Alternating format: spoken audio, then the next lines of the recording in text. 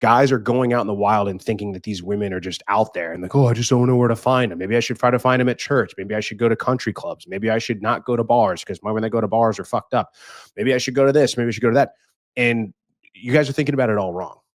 If you happen to potentially now, I know that this is not 100% chance because I know there's going to be somebody, in the comment to be like, oh, hey, like I found a girl one time and now I married her, blah, blah, blah. Fine, whatever. I'll grant you the 1 in a million shot. But most likely, if you run into a woman who has all of these things, respects men, respects the leadership, blue jobs, pink jobs, submissive, she didn't get that way on her own. She got that way because the man that she's with, in a relationship with, or married to, made her that way. And that's the big caveat that I need you guys to understand. And that's the focus of this show today is too many guys are going out there looking for the Mona Lisa. Too many guys are going out there looking for the statue of David, right? These masterpieces of art that are revered and that are just amazing and they're 10 out of 10. And women don't get there by themselves. You're not going to find a single woman out there. Like just look at the women that come on ladies' night. That's a perfect example. If a woman is out there by herself and she's single, like most of the time, the women that have come on our show are train wrecks. They're fucked up. They're single because of trauma or baggage or kids from another marriage or this and that and the other. And it's almost always the women that are submissive and they respect their husbands and they know their responsibilities and they know their roles. They're almost always in a relationship or they're almost always married. So what does that tell you?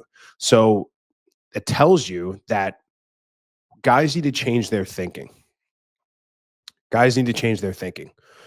You're not looking for a completed masterpiece that's behind museum glass and stanchioned off where you can come and marvel at it. The best you can really hope for, and this is what you should be looking for, to be honest. You should be looking for a blank canvas or a hunk of marble, a unblemished, ready to be molded, whatever you call it, clay, right? Like, I don't know, what's the singularity of clay or marble? Like a hunk of marble sounds kind of like fucked up, but I'm talking about maybe just a pillar. And if you are the guy, if you are the leader and you know how to mold her and you know how to be in your frame and you know how to guide her and you know how to be competent, all of these things that we urge you guys to do on these shows and in our communities and all of this, then now here's the caveat, then again, that's how you mold her and that's how you create a woman that you want to be with. She doesn't get there on her own. Women, when left to their own devices, make incredibly retarded choices. Women, when left to their own devices, for the most part, are really bad at picking partners. Are really bad at picking their romantic boyfriends or partners or who they would consider a partner. Not who I would consider a partner. I don't like that word. But it's this idea that for a very long time, it was the father or the father figure or an older brother that would pick the male for that woman. Because I mean, look at the kind of men that women are attracted to today. Look at the kind of men that women are fawning over: murderers and jailbirds and criminals and like these thug guys that are, by all measures, they're alpha. In a way, they're the bad boy. They're the can't be tamed, right? We talk about killing Batman all the time. I'm not going to rehash that. But what happens is when a blank piece of canvas is left to their own desires, they're left to their own sort of agency,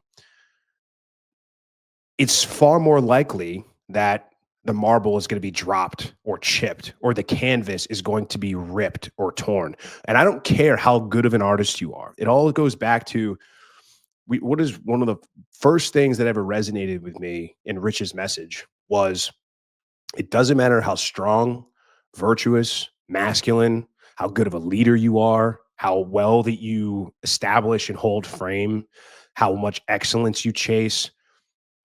if a woman did not grow up seeing that in a father figure, an uncle, an older brother, whatever, some sort of blood male relative, then she's not going to respect that in you because she didn't grow up in her formative years understanding that that's what a real man, and what a true man, and what she should aspire to take in a husband or a long-term boyfriend or whatever. And it's the same thing. Like, you can be Michelangelo, you can be Leonardo da Vinci of leadership, you can be the most alpha virtuous guy, and you can have all of these skills, and you can be an amazing leader, and you can impart your wisdom, and you can guide and lead a woman. But if that canvas is ripped, I don't care how good of a painter you are, like, it's just going to look like shit. If the marble is already chipped and it's falling apart, like, you can't do anything with it. All right, guys, I really hope that you enjoyed that clip. If you want to check out the full-length podcast episode, you can find that right over here. Also, make sure you visit my website over here where you'll find my supplements, the opportunity to book me privately one-on-one for coaching, and most importantly, my new School of Unplugging, which you'll find on the courses tab. Newer to the channel? Hit subscribe.